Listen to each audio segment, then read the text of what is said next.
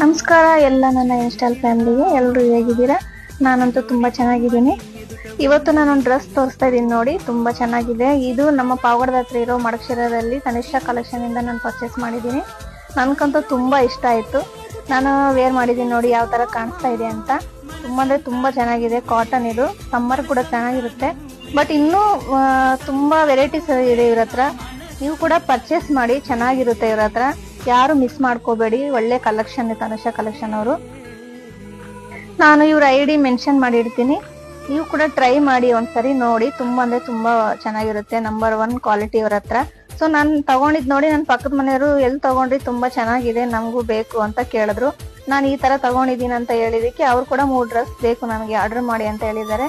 ತುಂಬಾ ಅಂದ್ರೆ ಎಷ್ಟು ಚೆನ್ನಾಗಿದೆ ಅಂದ್ರೆ ಹೇಳಕ್ಕೆ ಆಗ್ತಾ ಇಲ್ಲ, ಅಷ್ಟು ಚೆನ್ನಾಗಿದೆ. ನನಗೆ ಭಾರಿ ಖುಷಿ ಆಗ್ತಾ ಇದೆ ನನಗೆ ಈ ಟಾಪ್ ವೇರ್ ಮಾಡ್ಕೊಂಡಿದ್ದಕ್ಕೆ.